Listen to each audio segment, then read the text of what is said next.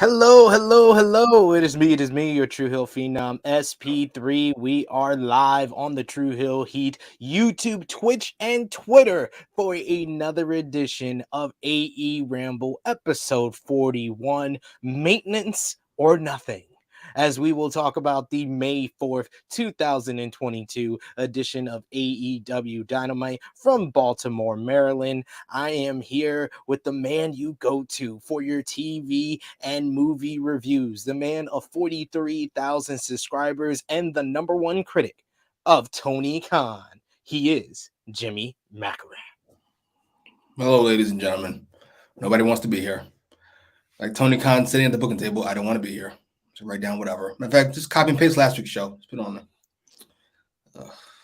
I mean, it would have been a better show if they did that. Just saying. But yes, we are here to talk about AEW Dynamite, and also happy Cinco de Mayo to everyone who's celebrating. You see Jimmy, he has a drink in his hand, so he's celebrating. And of course, we want to also celebrate 100 videos for Jimmy Macram on the True Hill Heat YouTube channel. Thank you for always contributing with your honest and open opinions on AEW Dynamite. 100 shows. They're going by fast. That's like 2 years, right? Jesus. Well, no, you started in 2019. Jesus. About to have a 30-year anniversary for you on the True Hill Heat YouTube channel. It's been a glorious time with all your greatest hits, and of course the Jimmy Macram warning, which everyone knows and loves. As CM says, all right, 13 is the top number. SP3, we got to be fair. No help with Jimmy. You see how they're already trying to push in a certain direction? Fucking Phil Jackson over here. Enough of this.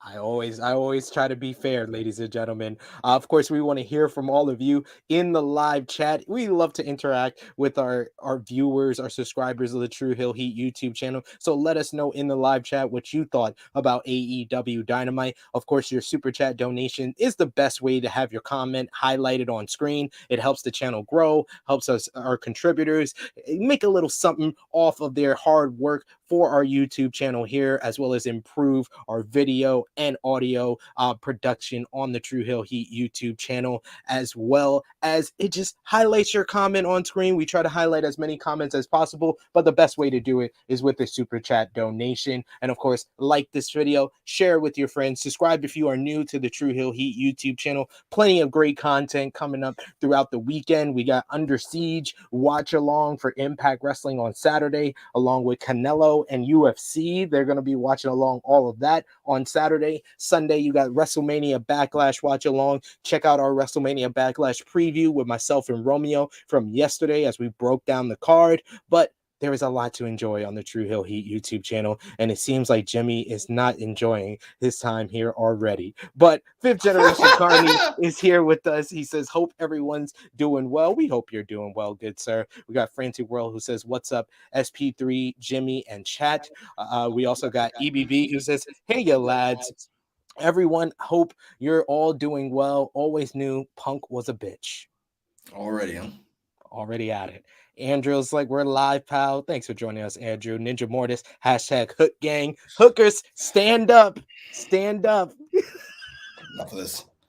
Annika Wilson saying, let's go, homies. Yes. And yes, Andrew, I am still across the pond. I'll be here for a few more weeks. Enjoying the UK time zone. Well, not really, because it's later in the day. It's usually the mid-afternoon, and now it's kind of the evening here, so it is weird. I'm still kind of jarred by it, but it still seems I'm getting used to it pretty well. And Frantic World says we might get 14 disclaimers. As you can see, that show brought my energy way down. And Eddie James says the Forbidden Door pay-per-view sold out. Yes, the pre-sale sold out in 40 minutes. Way to go. All those, losers who analysts and people who said, oh, yeah, it's going to struggle to sell because New Japan has a small market. It doesn't have a wider market to sell out the building. Yeah. That's weird. That's a weird take. Who said that? One of them is Alfred Uncle Tom from Forbes. His actual name? What's his name? His name's Alfred. Alfred something. I can't Oh, pronounce his name. I won't call him chunky, but he's like kind of. He's not fat, I don't think. He's like, you know what I mean. He's kind of chunky. He's got a blockhead. He's got a blockhead. Yeah, he looks kind of done up. Like, yeah. Gotcha. I've seen him. Yeah, I he's don't read horrible. it because I don't care. He's horrible. Don't read his stuff. Ninja Martin says, I enjoyed Mercedes versus Deonna. Deonna beat her a few months ago on Impact, so I liked her getting a win back. We're gonna talk about that. And yes, Ninja Mortis, Harlem is here, so expect the Harlem Heat running. EBB asking, wait, you're in England, SP3? Nice. How you finding your time over there? It's been very good. I actually went to visit the Wrestle Talk studios this week.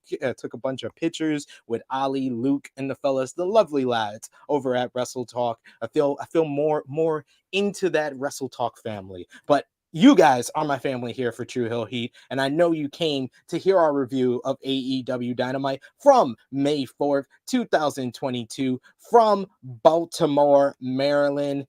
Jimmy, as always, what was your thoughts on the Baltimore, Maryland crowd? They were there definitely, and they they were there for like an hour. Yeah, when they were given some stuff, and then they realized they weren't getting anything. They were like, you know what? It's a nice seat, I guess. It's a nice seat, nice little place. They sold out there. They went to a smaller arena than they usually do in Baltimore, but they were able to sell out there, and it seemed like it was going to be a good crowd early on, but not the entire show. Not the entire show. Why? And should I even ask one word to describe this episode for you, Jimmy? Yawn. Seems legit. All right, let's get into it. The show kicked off with Adam Cole coming out to join commentary. He makes sure to leave Tony Schiavone hanging on a handshake. I thought that was very funny. And he says hi to only JR and not to anyone else. So we kick off the show with our Owen Hart Foundation men's tournament qualifier match, as it was Jeff Hardy with Matt versus Bobby Fish with Kyle O'Reilly. Who was it? Jeff Hardy with Matt. Yeah. Versus Bobby Fish with Kyle O'Reilly. I gotta be honest with you. I know we just concerned, but this is why we all watch AEW, because this is the alternative. Because there's no place else you could get two 45-year-olds wrestling each other. There's no place else you could get that. Let's go. You're right. Go ahead. I apologize. Go ahead. There's nobody else. Go ahead. Bobby Fish is not that old. He's not that. Nah, he probably. Bobby Fish is old as fuck. He is that plus. Old. He is that old. He was great in this match. Sure it was. He got his walker out the ring. He was crushing it. It was only one of them that didn't need the walker in this match. This was Jeff Hardy's first singles match in AEW, and kind of showed. Jeff gets the early advantage until Fish corners him and lands some strikes. Fish then hits a dragon screw and follows with a sliding lariat for a 2 count. On the floor, Fish hits another dragon screw with Hardy crashing into the guardrail before our first commercial break. Before that commercial break, we see Sting and Darby Allin watching from the rafters. Jeff makes his comeback, but is favoring his leg due to the work done by Fish. So this had a much slower pace due to Jeff Hardy selling that leg injury. Jeff hits the twist of fate and goes for the swanton, but Fish kicks his legs from under him, follows up with an avalanche falcon arrow for a near fall. After the kick out, Fish follows with a knee bar off of that and makes Hardy get to the ropes to break it. Hardy then eventually hits the whisper in the wind and then follows with the swanton bomb and all of the weight of Jeff Hardy on Bobby Fish's chest and ribs. Ouch. And that gives Jeff Hardy the win to qualify for the Owen Hart Foundation men's tournament. I thought that this was solid, but that's about it. I won't say anything other than that. It was slower pace, but I've just grown to accept that about Jeff Hardy. So far qualified for the Owen Hart men's tournament is Samoa Joe, Kyle O'Reilly, Adam Cole, Dax Harwood, Darby Allin, and Jeff Hardy. Now, post-match, the Young Bucks come down to the ring and have a stare down with the Hardys before checking on Bobby Fish, teasing that potential matchup between the Hardys and the Young Bucks. What did you think about this opening matchup, Jimmy?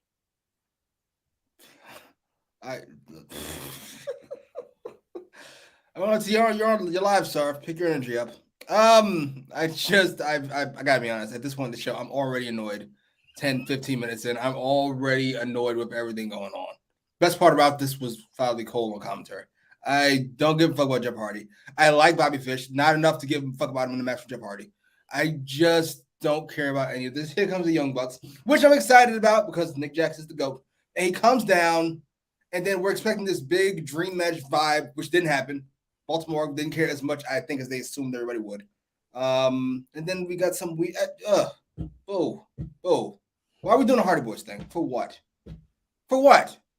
And why is this match going to happen at the pay-per-view? Because we get Hardy Boys versus the Young Bucks at the pay-per-view. Seems like it.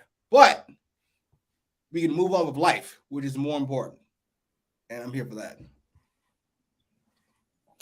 Seems like we're getting Hardys versus the Young Bucks at Double or Nothing, which I thought you would be happy about because you want to get that out the way. You said that already. Out the way, and we can move on with life as fast as possible.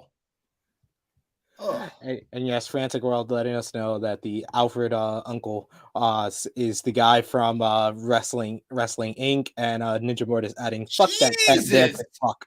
Why? What did he say? I didn't know what he said that makes him such a.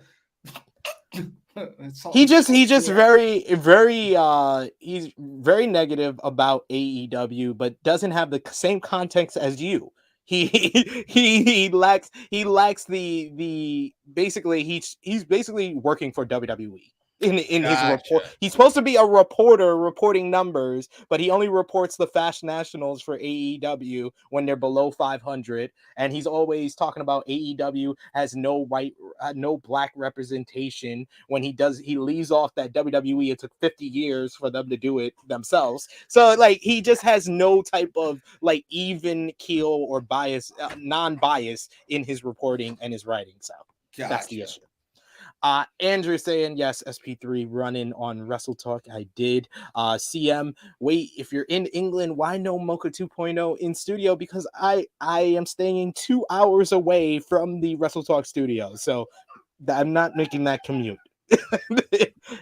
That was like a 1 day thing. Maybe if you send in those super chats, I can make another trip over there while I'm still here. But other than that, no, I can't make the Mocha 2.0 in studio, unfortunately. Sorry, guys. CM saying, because Baltimore was tired as fuck. They seemed tired, yes, very early on. I thought they were into this match in a good way, but yeah, like Jimmy said, they didn't react to the whole stare down between the Hardys and the Young Bucks the way they should have. If this was Philly, if this was Texas, I think it would get a much different reaction. Maybe we're over the Hardy Boys. Could be. No, they reacted to Jeff well. Yeah, and then what happened? The match started. They went, oh, right. This is 25 years ago. Ugh.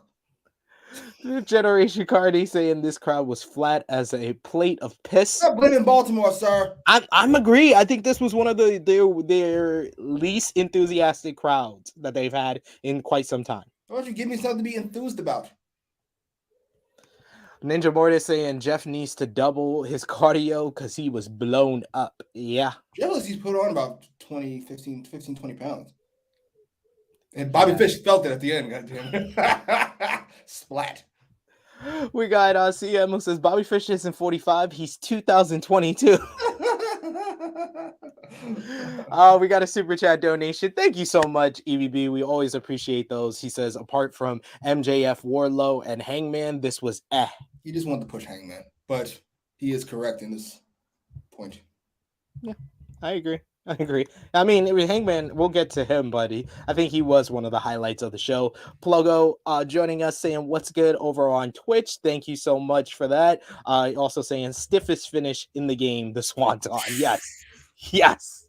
Jesus. I don't know how it's gotten like that, but it's crazy. Romeo saying, Cole saying he would give his left lung to see Young Bucks versus Hardys. What would you really laugh my ass off? Cole don't watch ROH either. Nobody did. Nobody did. That's why when Romeo when I said it was a dream match on the True Hill He Twitter, Romeo's like, I seen it. No, you didn't. You weren't even watching ROH in 2017. Stop fronting. I literally met you after the ROH show where they had their first match, and you weren't at the show. You were at some bar somewhere drinking. Get out of here. Frantic World says the Bucks been talking trash about Matt and Jeff on BTE. Yeah, they've been building it up on BTE. This was the first interaction on actual AEW television. We a bunch of people saying, Randy saying Jeff Hardy needs to retire and Matt Hardy. Orlando kind of echoing what you said. The crowd was reacting last night. It was the card, not Maryland. I can't get over that show they put on last night. That's my least favorite kind of show. In order. Ready? Great show, good show, awful show. That comes out the good show. Because I'd much rather an awful show than a bad show and then a show, which is what we got last night. Ugh. Yes, if you see the title, maintenance or nothing.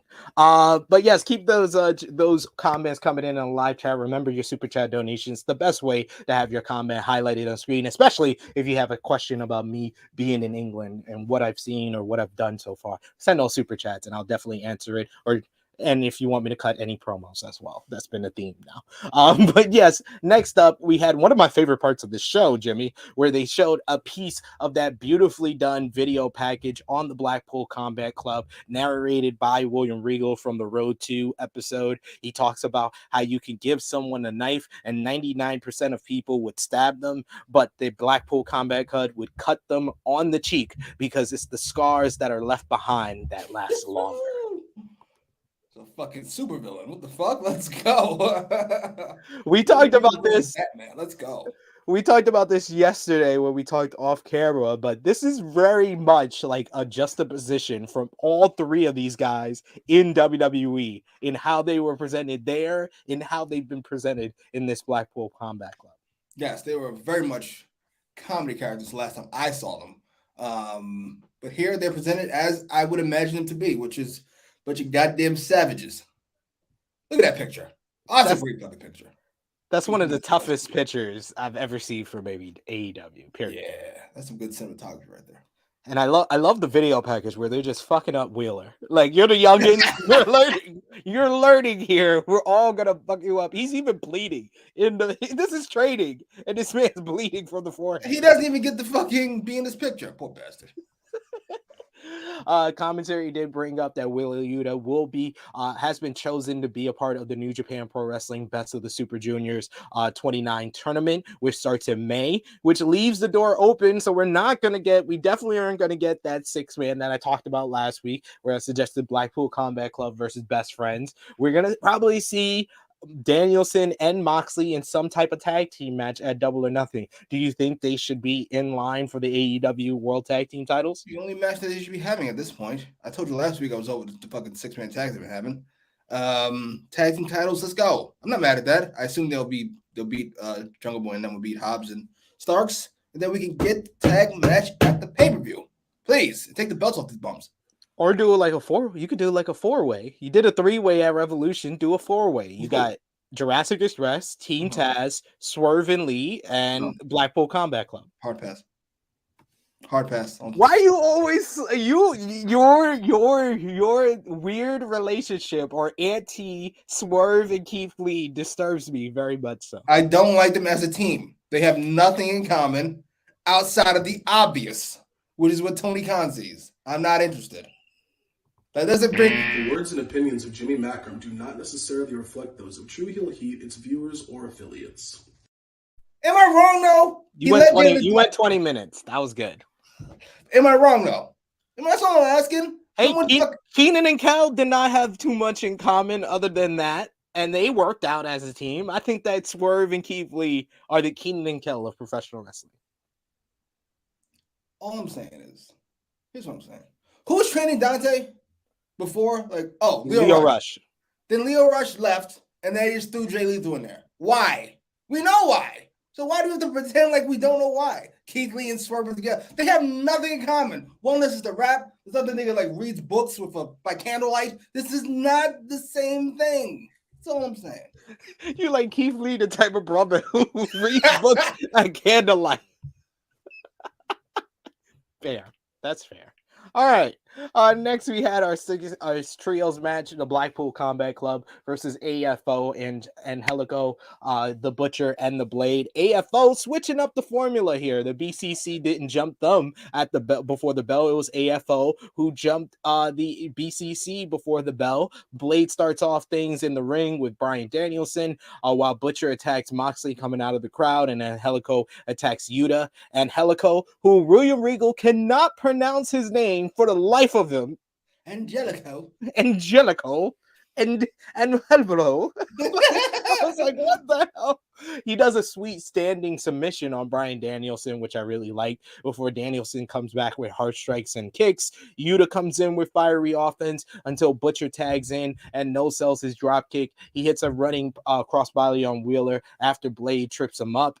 They isolate Yuta for pretty much the whole commercial break. When we come back from commercial, Yuta hits a desperation German suplex on Butcher. Very impressive. And then he tags in Moxley. Moxley just goes crazy, beating the crap out of Blade at the ringside, tossing him over the timekeeper's table into the steel steps. Back in the ring, he hits a cutter on Blade, and then he tags in then Angelico tags in for the Blade, who hits a smooth fake out into an enziguri. Moxley tags into Danielson, who hits a missile drop kick, and then we get the traditional BCC three-way strike fest with the elbows, with the stomps to the head, and then Bryan locks on the triangle choke with the flex on Angelico for the win. Dominating showing by the BCC once again. But like I said last week, I said one more. This was the one more. Next week, we cannot have this going on. I hope Wheeler Yuta is already in Japan getting ready for the Best of the Super Juniors. So at least we could get maybe a tag team match or something different, because we can't do another one of these trios matches. But for a finale, this was once again a dominating showing for the BCC. What did you think? I thought I was over it last week, and I was. Especially over the fucking finish. I like the finish. I love that finish. It should be the finish of every fucking match they have. How does that even work? What's the timing on that? But the Butcher was on the card, which makes this a win, and I will take it.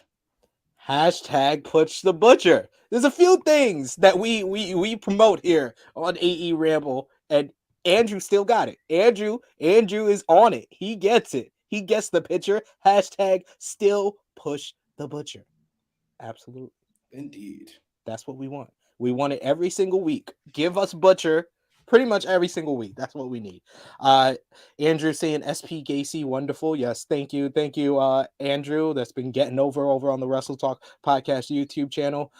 We got Romeo with his usual hating of Yuta, saying that picture go even harder since Yuta not in it. So you see BCC at his bets. That's hilarious. Hate. Why? He seems like such a weak person to hate on. It's so weird. It really is. It really is.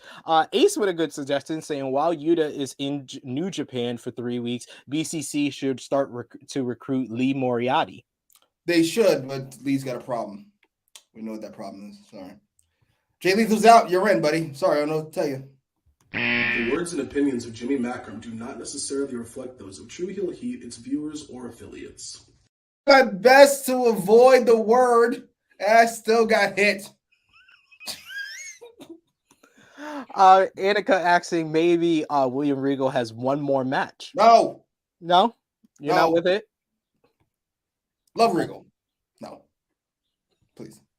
No. Will Chisholm says Jimmy is the black uncle that says fucked up shit about Tony Khan, but people know in their hearts he's right, no matter how much it hurts. We need more people like Jimmy. Thank you, sir. That might be the comment of the news. You are the black uncle of True Heel Heat. So you know you're getting old. Oh, you are the black uncle of True Heel Heat, ladies and gentlemen. That's Jimmy's new nickname, the black uncle of True Heel Heat.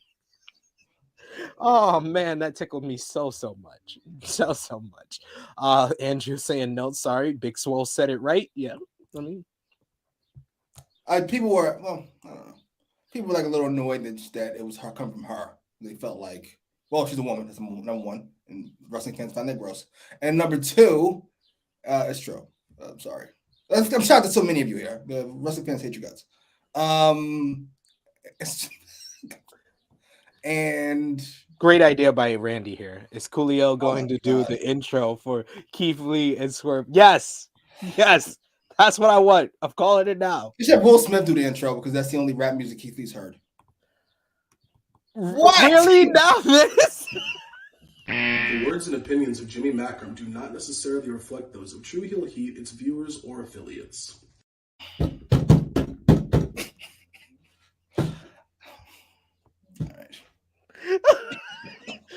He likes to get jiggy with it. I'm just saying. He doesn't seem like the type. I'm not knocking it. He seemed like the type of brother that would listen to Will Smith. Okay. Frantic World loves Yuta in New Japan Pro Wrestling. It's a great move for him. I agree. Fifth Generation is saying, man, I'm older than Jimmy, but he's the uncle we all need. See, people get it. People get it. I appreciate it. Then Frantic World with wow, Jimmy. All right. I don't know what Keith Lee listens to. I'm making an educated guess. That's it. And Frantic World saying, yo, don't get too sensitive on the disclaimer button. They're out to get me, sir. They're out to get me. SP3, CM, all these fucking letters are out to get me. All these letters. Next we had two separate video backstage promos. First we get Tony Schiavone interviewing Team Taz's Ricky Starks and Powerhouse Hobbs, but they are interrupted by Jurassic Express. Jungle Boy accepts their challenge for the tag team titles, but Jungle Boy wants a shot at the FTW title first. Christian calls Ricky's shades fake, which he takes exception to, and Starks accepts the challenge for next week. Are you looking forward to Ricky Starks versus Jungle Boy next week for the FTW title? Thought we were going to get Ricky Starks versus Christian, which I've been more excited for. But, yeah, it should be fun. I imagine Starks goes over. Not mad at it. It'd be fun. Yeah, it seems like they're slow burning this, so I'm not too sure if this is going to be a TV match now. I wouldn't be surprised if it's Team Taz versus Jurassic Express at Double or Nothing. Usually that would feel a little weak to me, but if they get Starks and Hobbs on pay-per-view, finally, I'd be more than okay with it. But just when we think that's the feud that's going on, we got a quick reminder. You asked for this, Jimmy. You said, oh, they just forgot about it. But no, they didn't. When we return for a commercial, Tony Schiavone is still backstage and he's interviewing Swerve Strickland and Keith Lee this time. And they say there's unfinished business with Team Taz. And Lee says Team Taz will have to swerve in our glory. Ugh! What? What? You said we did there? We took one phrase, we took another phrase. Shut up! Oh. I knew you would love that. Bottom line, because The Rock is cooking. Shut up! This stinks! Stop it! Ugh. Just be yourself. Ugh. Next we see Wardlow entering the arena, going full on Goldberg with his entrance, with security, with wearing the handcuffs. There are loud Wardlow chants. It's almost like Goldberg chants. This was the one person that Baltimore really reacted for on this show. MJF then comes out on stage with Shawn Spears, and he introduces William Morrissey, the former Big Cass, making his AEW debut, now known as W. Morrissey, Impact Wrestling star, which they mentioned.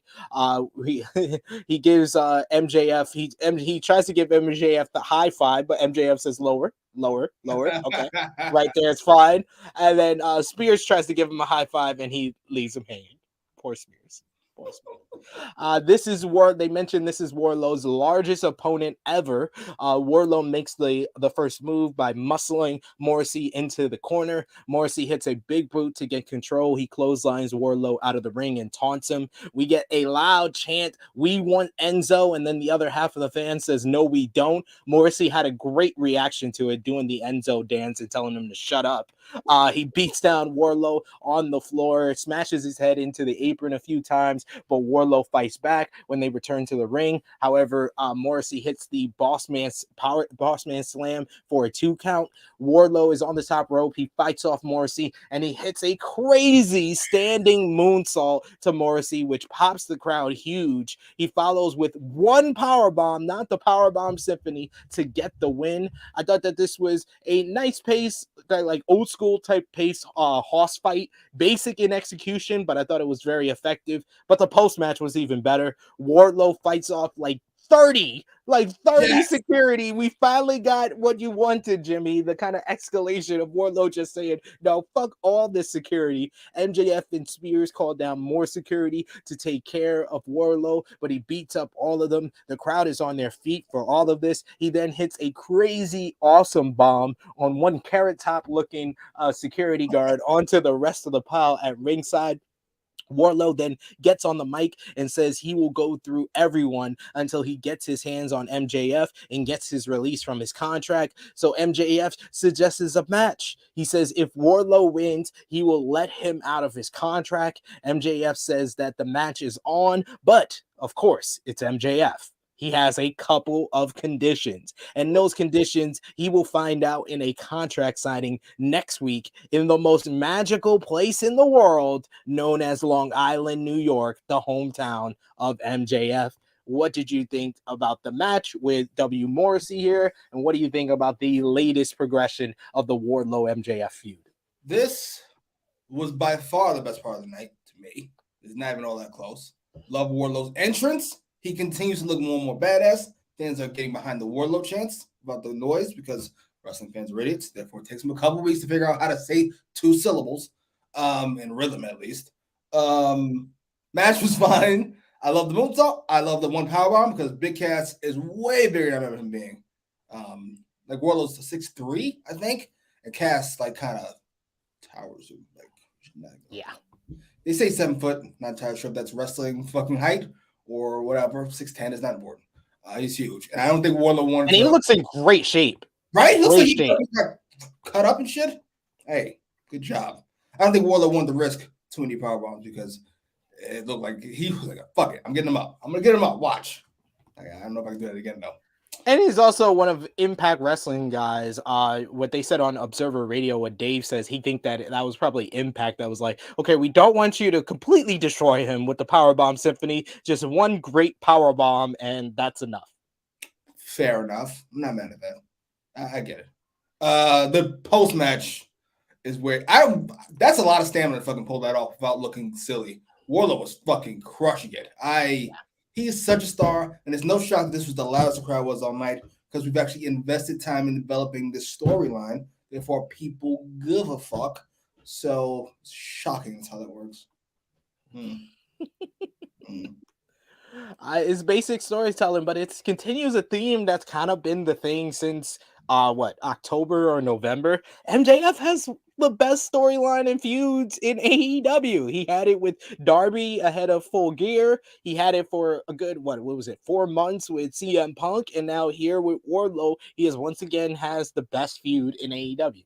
With relative ease. I assume he has a significant, I was gonna say control over storyline, but I feel like he takes control of it. I'm just gonna say what I want and move it how I want. And fucking do interviews that Tony Khan get mad at. Fuck him. He's like, hey, he ain't getting rid of me. He better pray I stay. Fuck him. Okay. Orlando saying I can't with Jimmy. That was probably one of the many wrong things you said throughout this episode already. Jeez. EBB says Keith Lee is the type of guy who has a pleasant conversation with senior citizens at a bus stop. Definitely.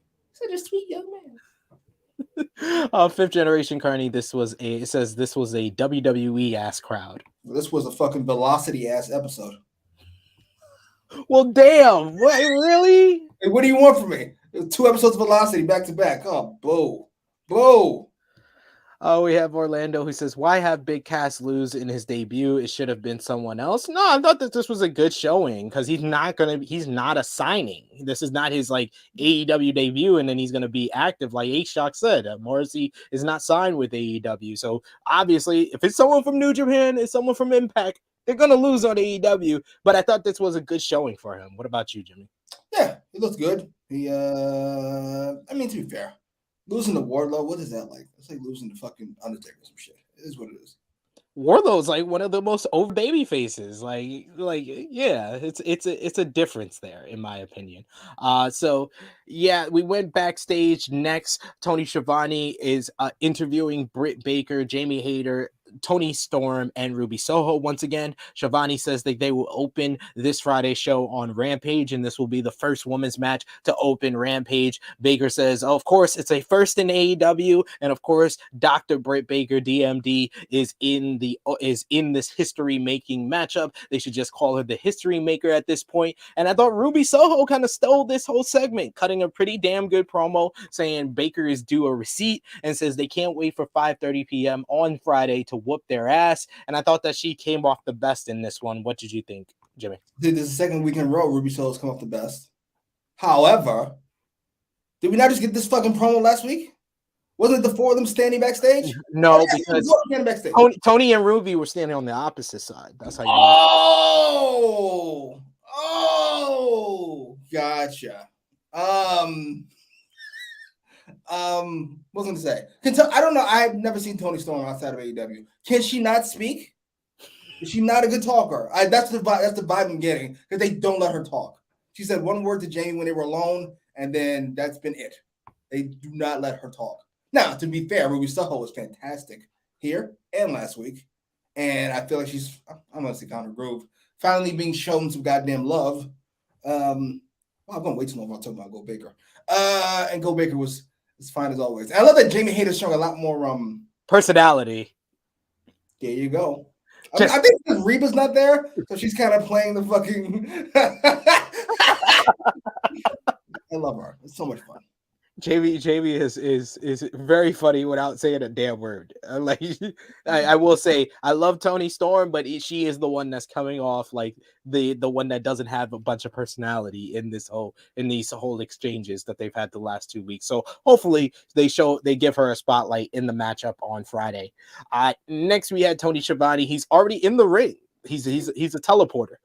He introduces the AEW World Champion Hangman Adam Page. Page says that it would be easy to say he's looking forward to having an all-time classic with CM Punk at Double or Nothing, but that's not going to happen.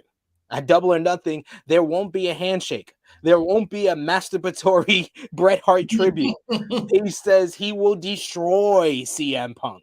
He points out a fan in the crowd with a CM Punk shirt and says that after he's done with Punk, he will be running back to the merch stand to get a refund if he doesn't burn the damn thing. Page says Punk isn't here tonight because he's off probably making another TV show, go figure. But wherever he is, Hangman says he will embarrass him and Punk will be in for the fight of his life. I love the fire and cockiness from Page here, but I even loved more the shot of him leaving the ring where he has this shot of, I don't really believe what I said, but I'm going to try my best to believe it. But I thought that this was the perfect response to what CM Punk said. CM Punk last week was like, I don't know if I'm going to win or lose, but I think I still have it, and you're going to be in for the fight of your life. So Page took that little hole in CM Punk's confidence, and he was just like, I'm going to isolate on that. If you're not going to be confident enough to say you're going to win, I'm going to go further than you, and I'm going to say I'm going to destroy you, and I'm going to embarrass you at the pay-per-view. I love the fact that this is once again AEW subverting my expectations. We've been expecting this whole time with CM Punk and Hangman Adam Page that CM Punk would lean more heel, but instead they know that the fans are most likely going to choose CM Punk, the guy they know more, so they let Hangman be the one who's leaning heel here. So I thought that this was a nice change of pace here. What did you think? They did subvert my expectations because I expected Hangman to be a bit player like he has been for the entirety of his entire reign. Instead, he got a whole promo to himself. Look at that. I don't agree that Punk's going to be more. Where's the match? In Chicago? No, it's in Las Vegas. Las Vegas, yeah. Yeah, I don't agree. I think Hangman has been more over every time they've interacted, which I think is once. And one time where Punk brought him up. Hangman's the guy. Even this promo where it felt distinctly tweenerish. People still didn't really know what to do with it. They were like, we like Hangman. We don't want to boo. We like Punk too, so we don't want to really cheer this either. I'm okay with it. I gotta be honest. I would like these. If this is leading to Punk, I feel like it's leading to Punk tearing into Hangman and bringing him back down to earth. Like You're not that guy. You've never been that guy. You don't believe in yourself. Knock it off. I can't wait. And you know what's great? They're in Long Island next week, where CM Punk, the only place CM Punk has been a heel, and he's versing one of the Dark Order and the guy that's from Long Island. So I think they're gonna switch it up from week to week. 1 week we have here Hangman's leaning more heel, and I think that next week Punk is gonna be the one who leans more heel. I can totally see Punk beating Silver, throwing him out the ring or letting him leave, and then fucking Indian sitting in the middle of the ring as I'm about to deliver this promo about fucking Hangman Page. All you idiots boo. I'm here for it. I gotta be honest. If it goes the way we think it's gonna go, where they kind of go back and forth, then this was fine. But if this was trying to lead into a more aggressive Hangman, it should have started at the end of the fucking Rampage match he had with Cole, where he kind of hesitated before he did something fucked up. He should have just did that fucked up thing and moved on.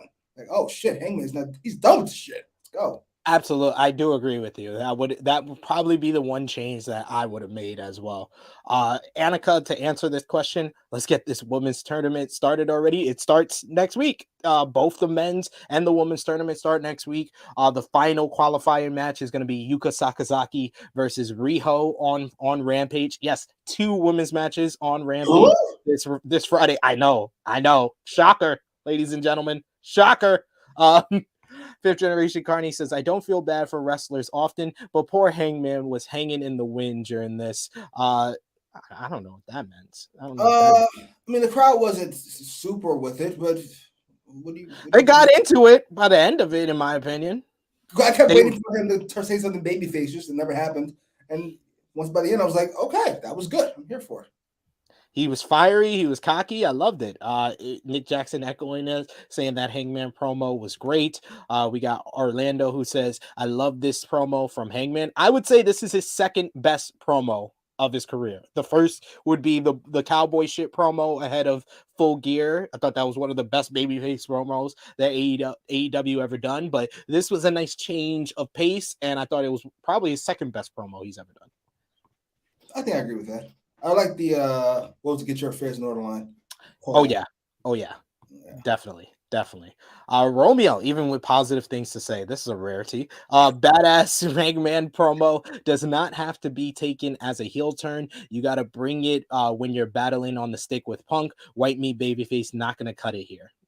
I don't know if I agree with that. I think I would have, if I was Hulk Hogan it, and I'm fucking trying to make my character look best, I probably would have fucking white meated it. Because I don't think I want to goad CM Punk into going harder than he has to. I don't think I want that in my life. You want that smoke in your life, yo? EVV saying next week, Punk facing hometown Silver in Long Island, so he'll presumably play the heel there. So both Punk and Hangman will go into the pay-per-view as arrogant pricks. I love that, to be honest. I'm not mad at that. They come to some understanding at the end, or we get a heel turn, either way. Yeah. And to answer this, Randy, they have Hook versus JD Drake. They have that tag match of Storm and Soho versus Baker and Jamie Hayter. You got Sakazaki versus Rio, and I believe Jay Lethal versus Tokeshmi, which is a great segue there, as they had the commentary says that we're gonna see Tokeshmi have his debut on Rampage on Friday, and backstage Jay Lethal, Sanjay Dutt, and Satam Singh are mad that they don't get the same red carpet that Tokeshmi and Samoa Joe have gotten. So Lethal challenges Tokeshmi for Friday on Rampage. Any thoughts on this quick promo here? Jay Lethal's great. And Sanjay Dutt's great, though. I'm here for it. He is. It's a weird personality, but it's fantastic. Just have Santam Singh stand behind them because they're two good talkers. It works. It's like they can talk all their shit and have the backup of the giant behind them. So it works. Next, we had a grudge match, but before that, I think we have a run-in. We got our weekly run-in, what you always come here for. It's Harlem Heat. Say hi. You say hi? They say, how you feeling in the UK? Oh, you want to steal my headphones? Okay, let's not do that. Let's not do that. Okay. All right. Okay. You're good. You're good.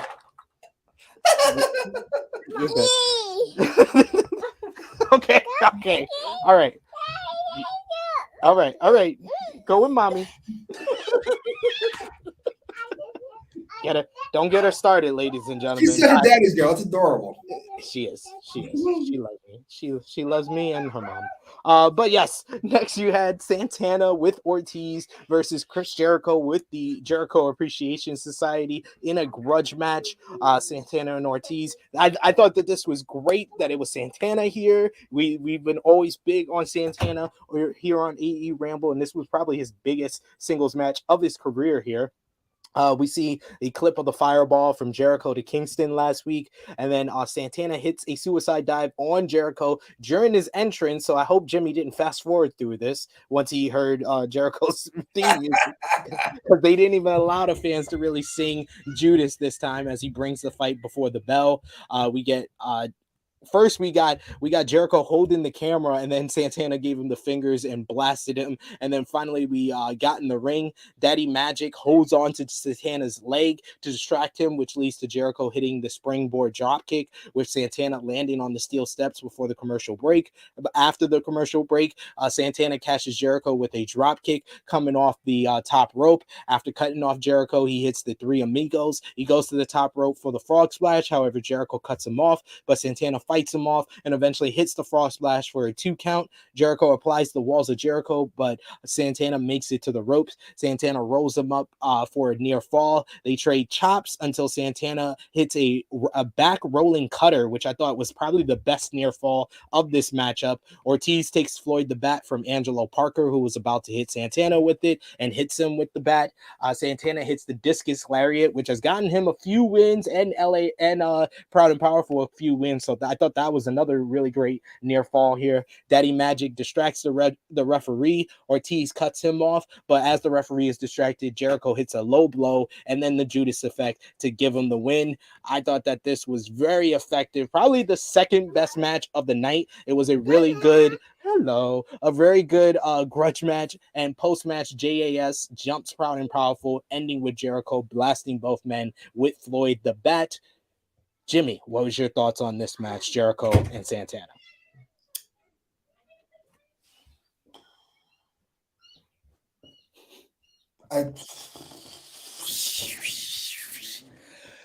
Let's earn some money. All right. This feud is a fucking mess. I don't hate the idea of it. I was here for the fireball, and then all right, hold on. Focus. This feud, like most things Tony Khan is in charge of, is out of fucking order because he doesn't know what the fuck he's doing. Why is there a sit down? There's no reason to have a sit down, especially if fucking it's going to be on site like fucking Santana Ortiz said it was going to be. So, therefore, we take the sit down, we move it back. We take the Jericho getting jumped in commentary, we move that ahead. Therefore, the jumping is the reason for the sit down. Jericho doesn't want any more violence randomly at an airport, at a commentary desk. I have to sit down. Listen, we call it off. We don't want to fight you anymore. Eddie goes, fuck that. Then Jericho goes, great. Here's a fireball in your fucking face, stupid. Now, fucking Santana's so pissed off that he fucking put a fireball in his fucking face. He wants Chris Jericho, and we have the match, and then we get a super beat down here. So we don't get a super beat down. We get a couple hits with bats, and we move on with fucking life. How do we fucking go from a fireball in somebody's face to hitting these two with bats and moving on? Where do they do that at? Could somebody explain it to me? If you explain it to me, I'm here for it. I'm here for any explanation. I might have missed something. I just don't know what it is. Because if you would have put a fireball in my face, I don't think you would be lightly fucking stepping on my mom's foot the next day. This is stupid. I hate everything about this. So you didn't enjoy the match? I don't remember the match. The match was fine, I guess. This whole thing is a fucking mess. I'm so sad. I'm so sad. I'm okay with this. I mean, I do agree. Yeah, it probably should have been like a bigger beatdown after the match based on the fireball from last week. When you escalate things to that further, you can't revert back to the Floyd the Bat. So that is a good point. I will give you that. What the fuck? That should just be our thing now. We light niggas on fire. We got a super chat donation from Easy Attack, aka Professor Chris. Thank you so much for that support. We always appreciate that. Saying these idiots, Ortiz and Santana, couldn't take out the JAS with 3 guys. Why did they think they could do it with only 2? Again, where they goons at? I don't know. They're from New York. They can get anybody they want. That's in Maryland. That's a drive. Make the drive happen. I do not understand. That's a far drive if you don't have a car. If you don't have a car, man, and people in New York don't have cars. Oh my God. Just saying. They do have a car. We saw them at the fucking airport when they jumped Jericho. Put a couple goons in the trunk and let's go. Please. Jesus fucking Christ. Or fucking what's some type of strategy? How about we attack some guys backstage? How about we attack some guys at this point? Or we just having a match and getting beat up? You heard it here first. You heard it here first, ladies and gentlemen. Goons, please. Yes. Give me the goons. Ninja Mortis says 2 women's matches on that's gonna air at 2:30 p.m. West Coast, Burial City. I know. I'm gonna talk about that in the main event because I know a fucking setup when I see it. Because now when these ratings are shit and the ratings of Rampage are shit, you get to go see what I say. What I say. I told you, you all don't want to listen to me. I don't like women either. What do you want?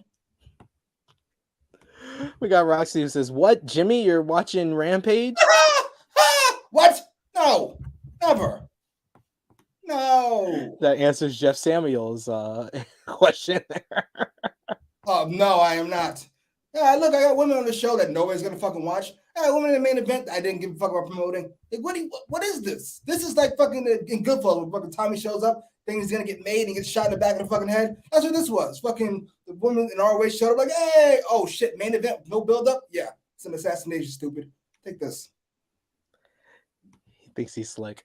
To answer 5th generation Carney, the reason you never see my son because he's the calm one who knows how to just sit in the other room. Watches Thomas the Train. He's not the Rampage that is Harlem. So that's why. Kid Get Money saying Harlem Heat is a ratings draw. Someone give her a raise. Yes. Give her a raise and extra milk. She's a milk fiend. We also got Ninja Martis saying Harlem heel turn. Yes. Trying to take my damn headphones. She loves the headphones. She's going to be a podcaster, I'm sure. And Roxy with a good question. When are we getting the rest of whoever is joining Santana, Ortiz, and Eddie? I've been calling it for weeks. This LAX, Homicide, and Hernandez need to help their brothers out. Come on. Where are they? And what did you think about the fucking wizard, Chris Jericho? Such a weird choice. It's such a weird choice. I don't think I hate it, but it's I don't know what to think yet. I'm curious. Hey, I'm willing to give it a chance because it's so outrageous. Wizard. So outrageous to me. So outrageous to me in every way. I don't want to say that. I mean, Jericho is I would say he leans more right wing. Could he be like the Grand Wizard or something like that? There you go. There's something. Just a thought. And then all his crew can wear hoods, and he comes out, and he's fucking just a thought. I'm here for creative, whatever you want. The words and opinions of Jimmy Macram do not necessarily reflect those of True Heel Heat, its viewers, or affiliates. Saying it could be interesting. You were due. Apparently, I missed one, but you're due. It's interesting because the Jake Hager's like fucking 6'5". He's blonde hair. He has blue eyes, right? How awesome would that be? Like, this is the perfect specimen. This is what people should look like. The Polished Jet says, I enjoyed the fireball. I just want Kingston to come back selling it like a burn victim, all covered in bandages, but still rocking his New York fitted Tim's sweatpants, and you still know it's him. No, I guess that's a no-brainer for Jimmy on that one. Yeah, they did. They kept showing the replay of the goddamn fireball that completely messed. I'm not sure why we're doing that. It's like a bad idea. Not the close-up version. Yeah, they shouldn't do the close-up version.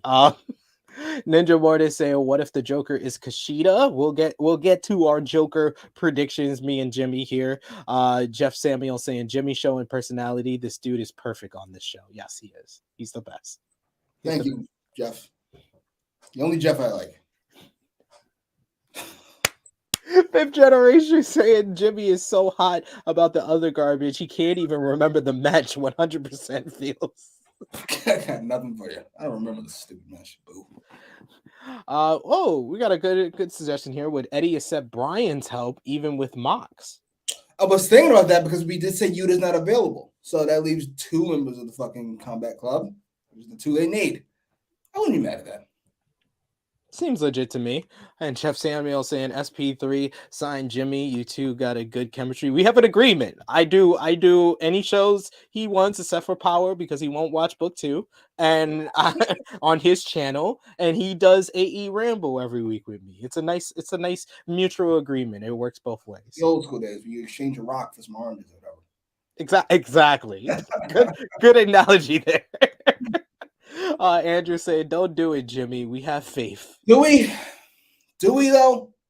I love how people are not even talking about the match anymore. They're talking about Jimmy throughout this whole comments. EBB says Jimmy gives good criticism, though the same criticism that everyone else on YouTube gives, just in his own interesting and entertaining way.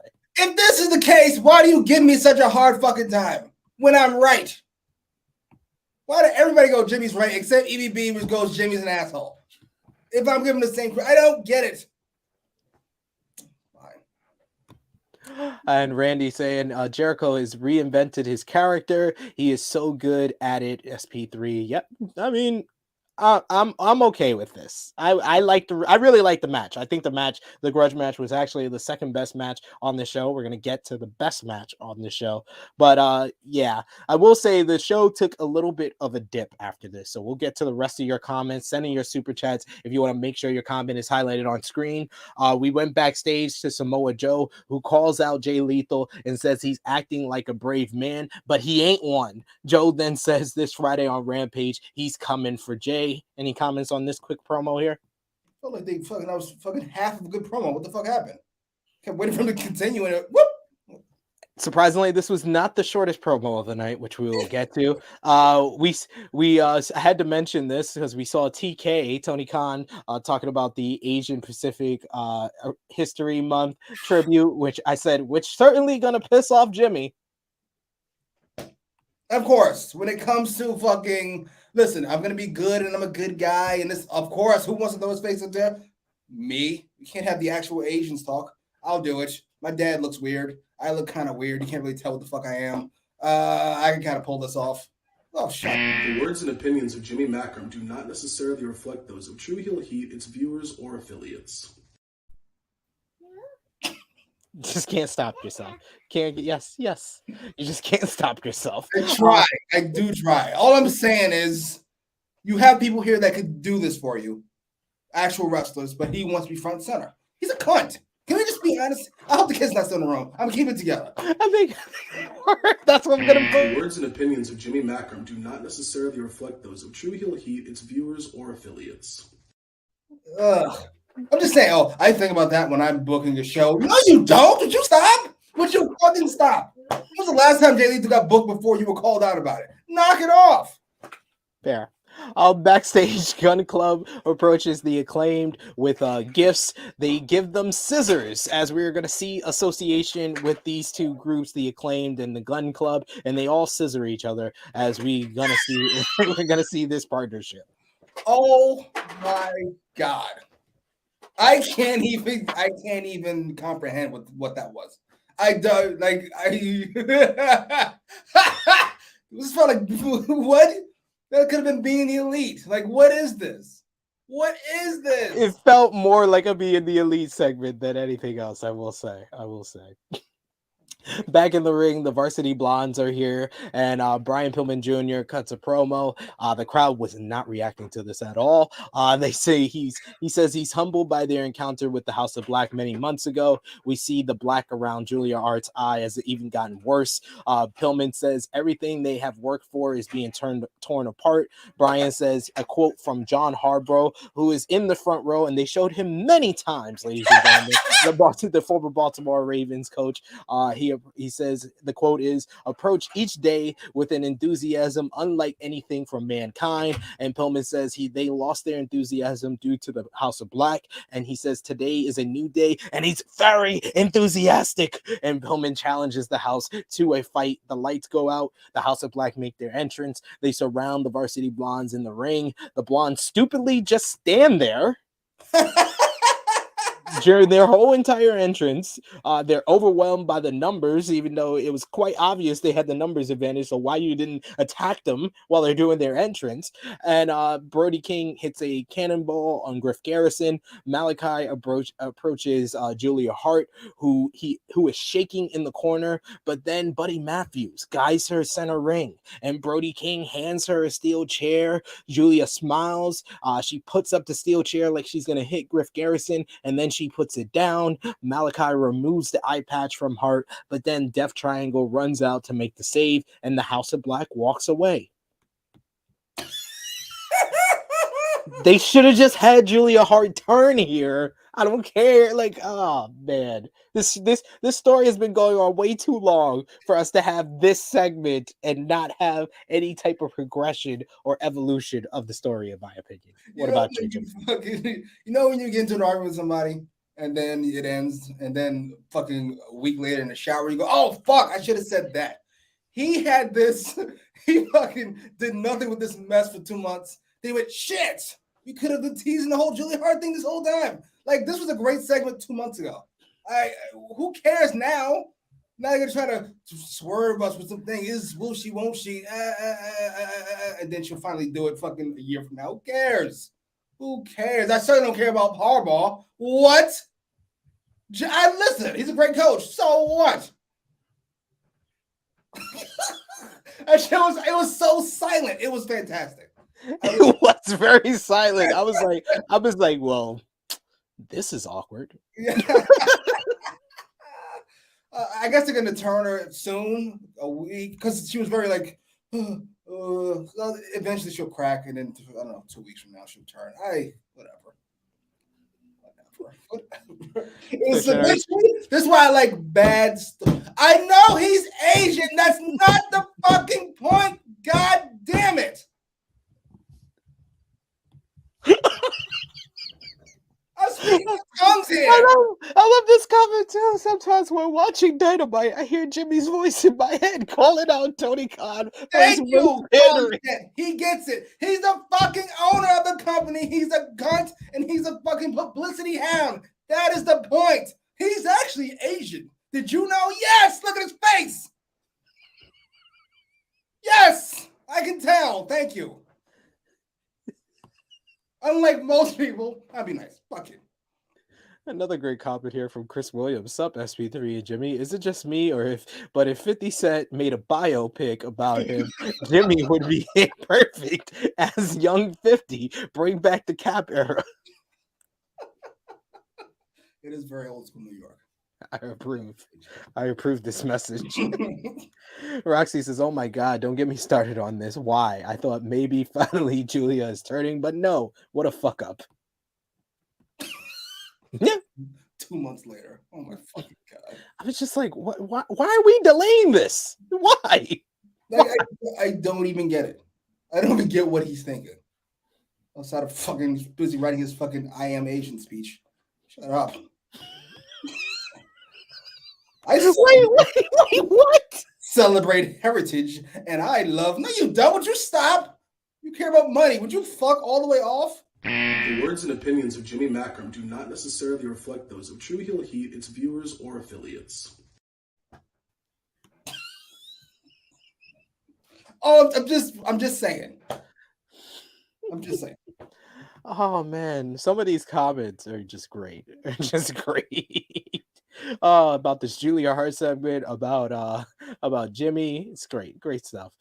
Kenneth Paul says, "Did Julia Hart get pimp slapped by Black? Sorry for laughing." SP3. She does look like she fucking didn't have dinner on the table at the time.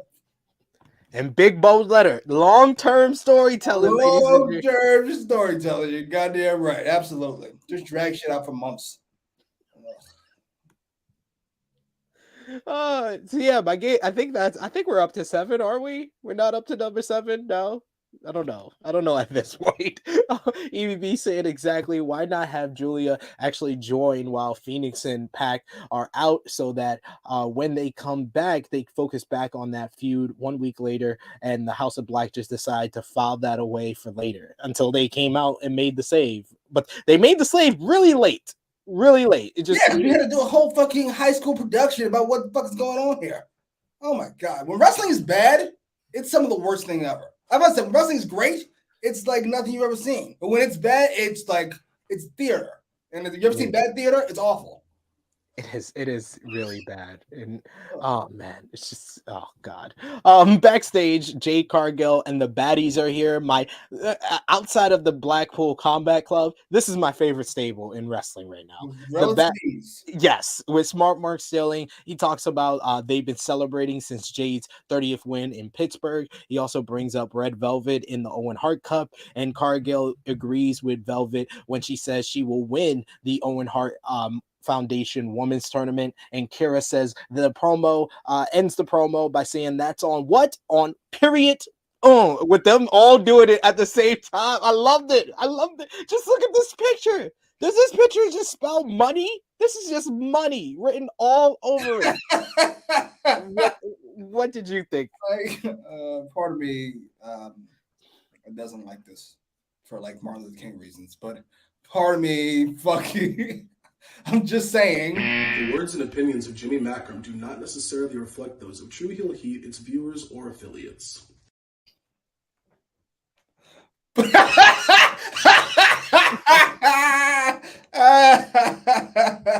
Absolutely. He gets it. Okay,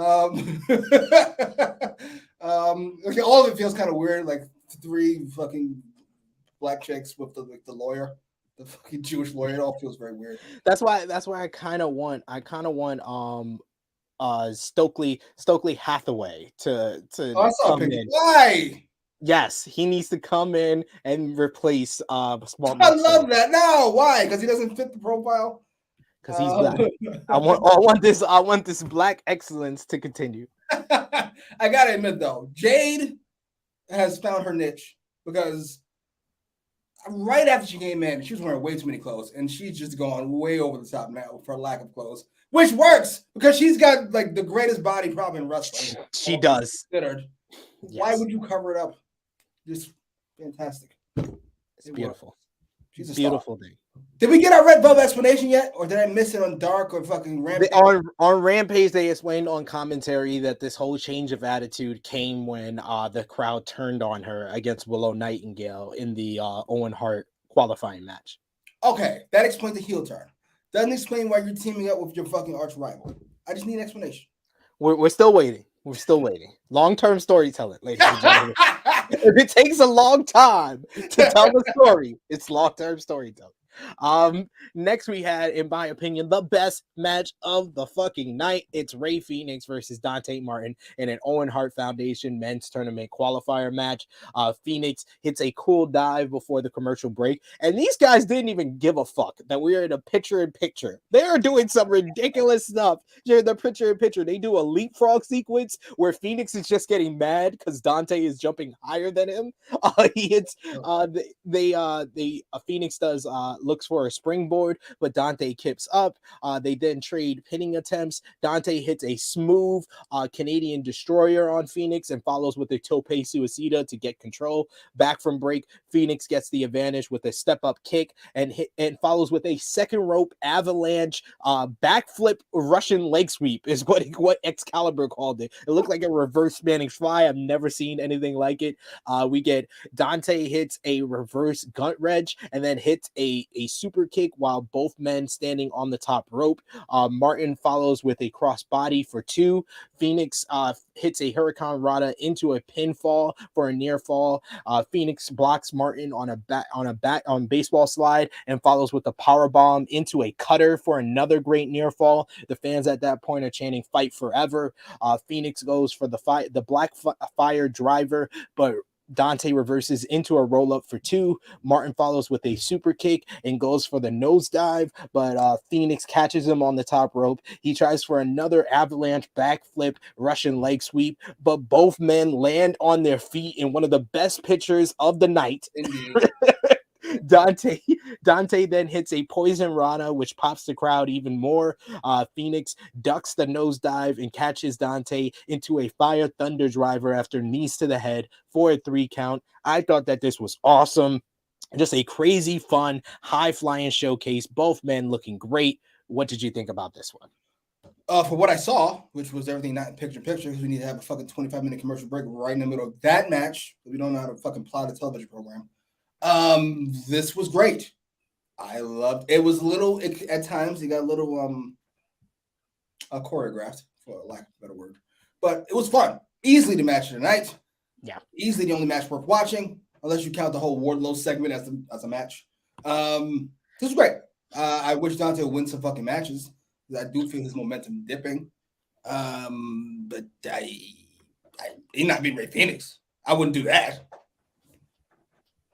No.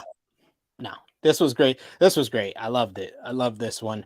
Randy saying Stokely Hathaway with Keith Lee, saying that's what who he would put with him. So we don't get people like Ricky Starks mocking Keith Lee anymore, and that would be depressing. Hello, Keith Lee. How are you? Roxy says this match was awesome. I definitely agree. Slam and Sammy Joe saying great match. We got ABB saying, I don't know if you guys were in ad break, but on Fight TV, there was a sequence of them just outdoing each other with vertical jumps. It was hilarious and insane. Yeah, I saw it. I saw that exchange. So I enjoyed it. I do try to watch the picture in picture if it's a match I really want to see like this one. So fair enough. I do agree though. They shouldn't have done the picture in picture for this one. This should have been the one where you kind of just go all the way through. Save that time. Should have been the main event. Fair. Post match, we get the bracket for the Owen Hart the Owen Hart Foundation men's tournament, which is as follows. You're going to see Ray Phoenix versus Kyle O'Reilly. On the other side of the bracket, there's Jeff Hardy versus Darby Allin in a dream match. You also got to have dream match. Adam Cole versus Dax Harwood on that other side of the bracket, and then Samoa Joe versus Joker, a mystery opponent. Who do you think the Joker is going to be in this tournament? Don't know. I assume it's going to be somebody Asian. That he'll bring in with his fucking squeaky voice, pretend like he's a big fucking deal. Not the Asian, Tony Khan's squeaky voice. And I assume Joe will go over.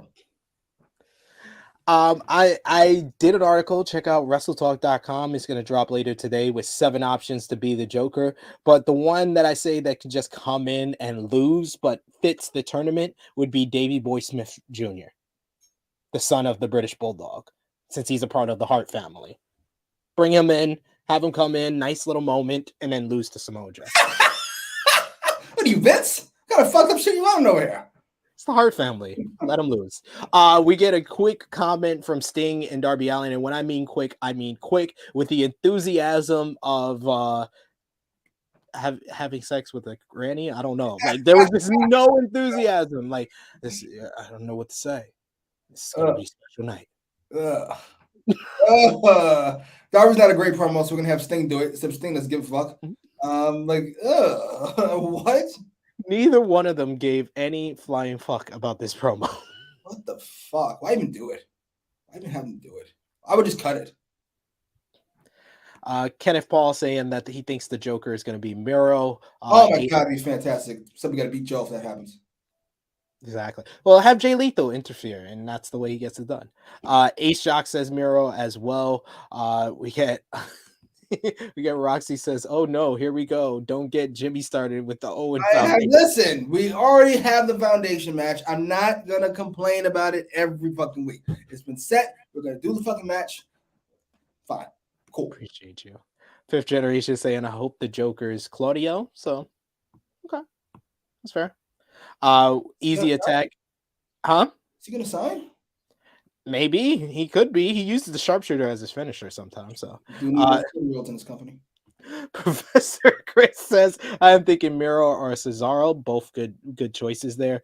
H-Shock says Darby is normally like that. Yeah, normally. Yes. Yeah. So probably shouldn't have a problem with them, right?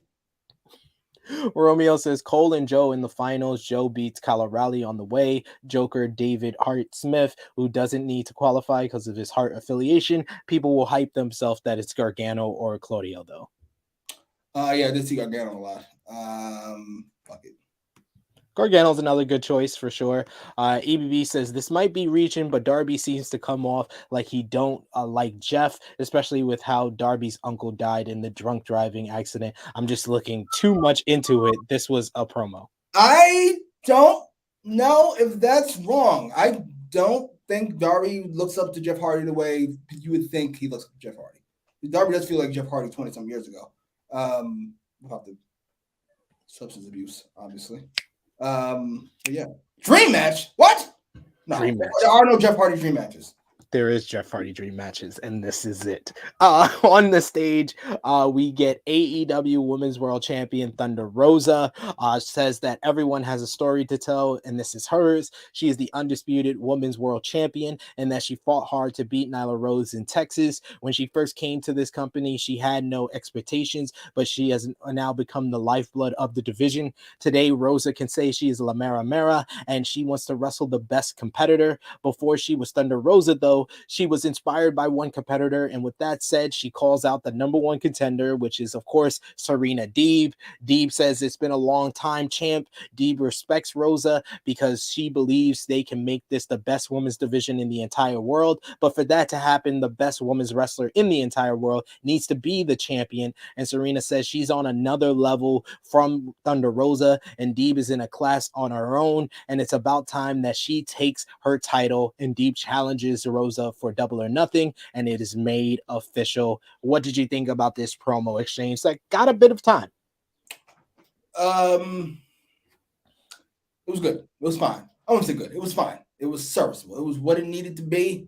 I feel like I got both of their personalities over, and I think it was necessary. I feel like perhaps if they had gotten a little more airtime on microphones up to this point, they'd be better. But I felt like Rosa was a notch above Deeb. Yeah, I did want a little bit more fiery Thunder Rosa, like, you know, when she goes into Rosie Perez mode, where she just curses at her. Like, I wish she would have reacted to Deeb calling herself the best wrestler with the little like Spanish curse word. Yeah, that'd been fun. But I think I don't know. Let's see. EBB says Rosa started well, then Deeb was a little too methodical in her delivery, and that made Rosa try and quicken the pace, but it just didn't work. This one didn't mesh well at all. Hoping better next week. Next week? You're not getting nothing next week. You're not getting nothing for the rest of Rosa's title reign. That's how this works. It's fucking Tony Khan sitting there right now, like fucking these two veggies fucked it up. No more. No mas even. The words and opinions of Jimmy Macram do not necessarily reflect those of True Heel Heat, its viewers, or affiliates. All right, no more racial stuff. I'll keep it together. We got Andrew who says, who's your winners for the Owen Hart tournament? Men, I'm going to go with Adam Cole, and women, I'm going to go with Toni Storm. You, Jimmy? Adam Cole in the finals, and he'll lose to whoever. And it's never important. Who cares? It's a waste of a tournament. Give a fuck. A babyface has got to win it though, right? It's a babyface thing. So I don't know who's in it. On the other side, Joe. Yeah, who cares? And then the women's tournament. I gotta be honest. I'd probably go with Ruby, but I have Toni Storm. They should be Ruby because of performance the last couple of weeks, but it'd probably be Toni Storm if I had to guess. We got Annika who says, "Look, I love D, but let this rivalry just be violence on violence, less promos." That's fair. We had a promo. Now we should just get violent. Yeah. You got the promo out the way. Now let's ramp it up, get some violence in there, and make it good. So, of course, we gotta have, since it's Serena D, we gotta have Romeo hating on it. He says, "Holy shit, Deeb was awful here. Come on, guys, drop the bias for once and agree with me here. This was cringe." It wasn't great. I do agree with Jimmy. Thunder Rosa was the better one of the two, and yeah, Deeb was a little bit too slow in her delivery here because she's not used to talking out in public very much. That's what the problem is. That's what the issue is. Next week on Dynamite, it's CM Punk versus John Silver in his hometown of Long Island. We get Johnny Hungy with a quick little promo. He says that they call him the Meat Man because of his sirloin steaks, and let's go. What? I laughed so much at that quick little promo there. I hear Stu Grayson's done, so I assume this Dark Order is over. Thank God. Get rid of this. Keep Hungy, keep 10, and keep, what's the chick's name? Anna Jay, and let's move on with life. That's how you feel? That's how you feel. And then, the rest of these bums, Alex Reynolds and fucking Angel. Evil Uno. Give me Evil Uno and Colt Cabana. I'm down. And John Silver. Mercedes Martinez versus Deonna Purrazzo for the undisputed ROH Women's World Champion was our main event. I have a question, because I was going fast through this episode. Was there any build-up to this match during the night whatsoever? No, there wasn't. For Deonna Purrazzo, who's making her AEW debut, and Mercedes Martinez, who's had 4 matches on AEW television, they literally give us no build-up to this match. But Deonna Purrazzo looked great. She looked great. She turns down the code of honor to start. They did a little chain wrestling, so it felt like they were going to go long. And then you looked at your watch, you're like, there's only about 7 minutes left in the show. And Purrazzo gets the advantage by attacking the arm of Mercedes. During the break, Mercedes hits a spear on the apron on Purrazzo. They exchange strikes on the floor with Deonna throwing Martinez into the ring post. Back in the ring, they exchange strikes again with Mercedes getting the advantage with clotheslines and follows with a back suplex. Martinez then hits a series of big boots in the corner for 2. Purrazzo reverses an Irish Whip into a Russian leg sweep into the arm bar when she kicks out. Then she follows with a pump kick and a standing moonsault for a near fall on Mercedes. Deonna goes for the Queen's Gambit. Martinez hits a Fisherman Buster for a 2 count. Purrazzo hits an Exploder for 2, but Martinez reverses Queen's Gambit. They exchange pinning attempts and then do a double down off of clotheslines. Mercedes catches Deonna on the top rope, hits an AA. She follows with a curb stomp and then applies the Romero special with the Into the Dragon Sleeper, but Deonna tries to block by biting her arm. However, Mercedes locks it in for the win to become the undisputed Ring of Honor Women's World Champion. After the match, we get the handshake. The code of honor is honored after that as Mercedes picks up her biggest win since she's been signed with AEW.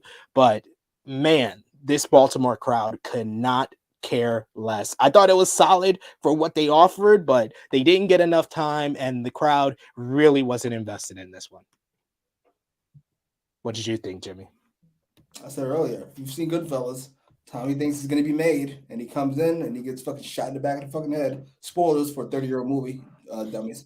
However, yeah, this he set them up to fail. Now, part of me thinks he's an idiot and he didn't understand how this would fail, but part of me thinks this is strategic. I'm sorry to think this way, but it's going up against the playoffs. He knows he's going to do awful. He knows fucking, I'm not going to put anything important there. I can put the women there, therefore, I get to say I did it, which is what you all wanted, right? I gave you 4 women's segments throughout the night, a promo exchange, and a main event. And it all bombed. So, I'm never doing that again. You're welcome. That's my guess. Because there's no way you don't build this up throughout the night if you're going to put in the main fucking event. It's like these 2 people we know. This is not fucking Thunder Rosa and Go Baker. 2 people we've been dealing with for forever, who have a history, who have a thing. Instead, it's 2 people we know Mercedes Martinez for 4 matches in which she didn't look all that impressive. We fucking don't know Deonna. What is this? Why is it the main event? Whatever. I don't care enough to get mad. It was just fucking awful. Yeah, I wish they treated Deonna so bad there. She was presented as a star with the entrance, and she looked like a star, but they didn't give her enough of a showcase here. Not enough time, not enough hype for this main event to make people care. Just very disappointing overall. Give me a video package. Cut the Darby promo because we don't need it. And give me a video package. Better yet, cut the fucking House of Black thing and give me a fucking 20-minute long video package. What is this? But if you want to see Deonna have time, check out my interview with her on True Hills BTR, where I talked to Deonna Purrazzo about that matchup, about what Ring of Honor Women's Championship means to her, the Woman of Honor, Impact Wrestling, as well as much, much more. That's up on the True Hill Heat YouTube channel. But Jimmy, let's put our thumbs in the middle for the May 4th, 2022 edition of AEW Dynamite in 3, 2, 1. Yeah, I'm going thumbs in the middle. And I don't know if it's a 5 out of 10. I don't know if I'm that harsh on it, but it does feel like a thumbs in the middle type show. Let us know in the live chat what you thought. Your thumbs up, thumbs down, match of the night, MVP, LVP.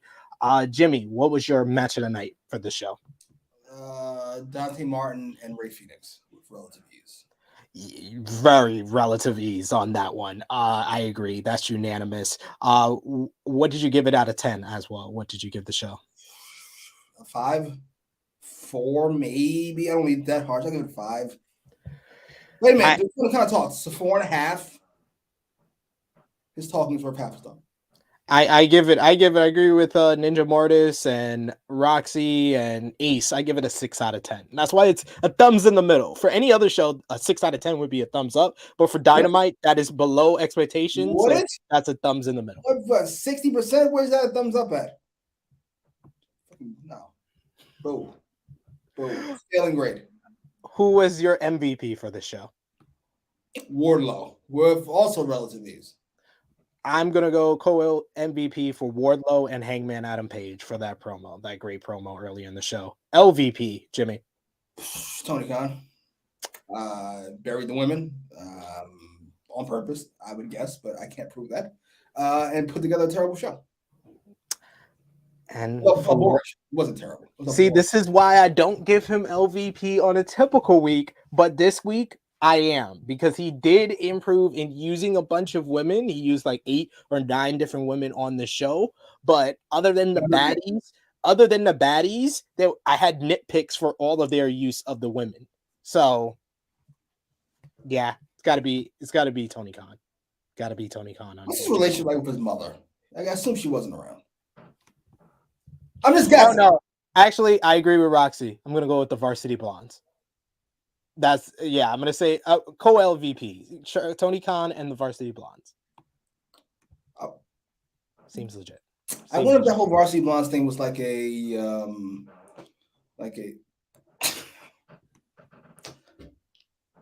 was gonna say maybe this is what his household was like, and like fucking, this is his mom being forced to do awful things by his awful dad. The words and opinions of Jimmy Macram do not necessarily reflect those of True Heel Heat, its viewers, or affiliates.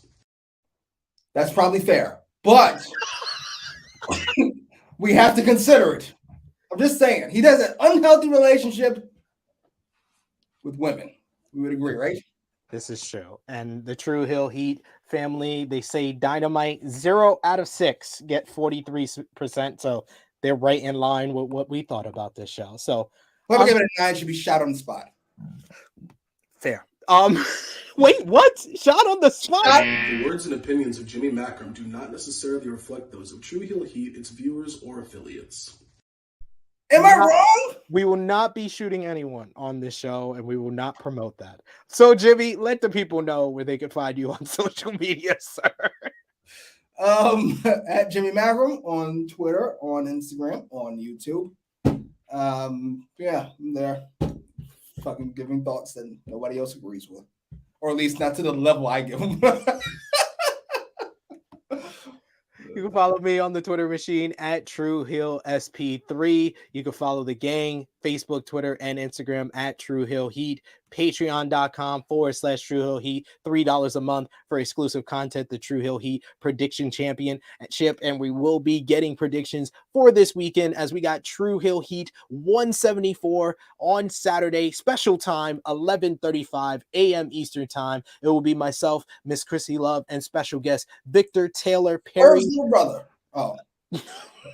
Victor Taylor Prairie. He's an artist as well as a New York City school teacher who actually got a wrestling club in his school where the kids get to watch professional wrestling after school, which is very cool. So we'll be talking about that as well as all the latest wrestling news. Also on Saturday at 8 p.m. Eastern time, we got the watch along for Impact Under Siege, as well as UFC, as well as Canelo. So there's going to be some fighting, some boxing, and some wrestling. And then on Sunday, there's the WrestleMania Backlash watch along with the boys, Romeo and the gang, watching along for WrestleMania Backlash, Roman and the Usos versus RK Bro and Drew McIntyre, plus much, much more. And check out our WrestleMania Backlash preview with myself and Romeo previewing all the matches for this Sunday.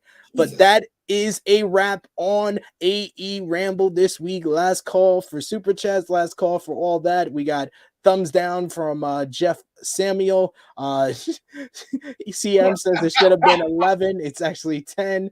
Romeo says LVP is Impact Wrestling. Deonna and Big Cat's loss. It's Fifth Generation said Jimmy on-site shooting. No violence, folks, against people with awful wrestling takes, I guess. There we go. For Jimmy Macram, it is me, your True Hill Phenom, SP3. This has been AEWramble, episode 41. Maintenance or nothing. We are signing off until next time.